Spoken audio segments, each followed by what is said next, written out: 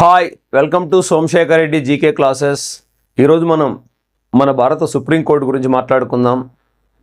భారత రాజ్యాంగంలోని 5వ భాగంలో నిబంధన 124 నుంచి 147 దాకా మొత్తం 24 నిబంధనలు సుప్రీంకోర్టు కోసం భారత రాజ్యాంగంలో కేటాయించబడ్డాయి. సుప్రీంకోర్టు అనేది భారతదేశానికి అత్యున్నత న్యాయస్థానము.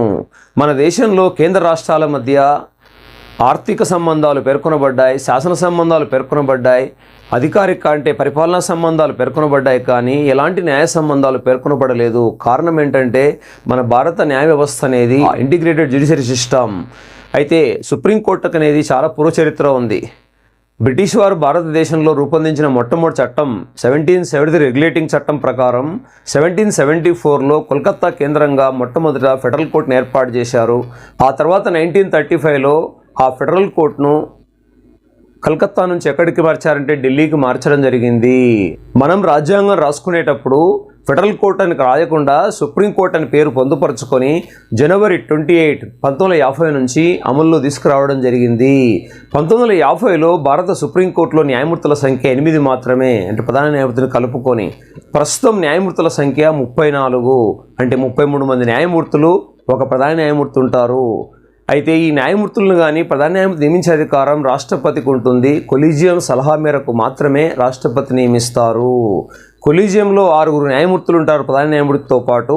వారి సలహా మేరకు మాత్రమే రాష్ట్రపతి ప్రధాన న్యాయమూర్తిని కానీ న్యాయమూర్తులను కానీ నియమించే అధికారం ఉంటుంది. సుప్రీంకోర్టు న్యాయమూర్తిగా నియమించబడ్డానికి 65 సంవత్సరాల లోపు వయసు కలిగి ఉండాలి. ఏదైనా హైకోర్టులో 5 ఏళ్ల పాటు న్యాయమూర్తిగా పనిచేసిందా, లేదా ఏదైనా హైకోర్టులో కానీ సుప్రీంకోర్టులో కానీ 10 ఏళ్ల పాటు న్యాయవాదిగా లేదా రాష్ట్రపతి దృష్టిలో గొప్ప న్యాయకుదురే ఉండాలి.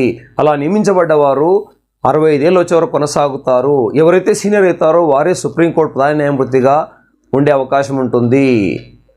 అయితే సుప్రీంకోర్టుకు అపరిమితమైన అధికారాలు ఇచ్చారు భారతదేశంలో. సుప్రీంకోర్టు యొక్క అధికారాలు ఏంటంటే ప్రారంభ అధికార పరిధి ఉంటుంది, ఒరిజినల్ పవర్స్ ఉంటాయి, రిట్ అధికార పరిధి, తర్వాత వచ్చేస్తే అడ్వైజరీ అంటే సలహా అధికార పరిధి, న్యాయ సమీక్ష అధికార పరిధి, రిట్ అధికార పరిధి, విచారణ అధికార పరిధి, ఇలా చాలా అధికారాలని సుప్రీంకోర్టు కల్పించారు. రాష్ట్రపతి తనకు అవసరమైనప్పుడు న్యాయ సలహాను సుప్రీంకోర్టు దగ్గర నుంచి పొందొచ్చు.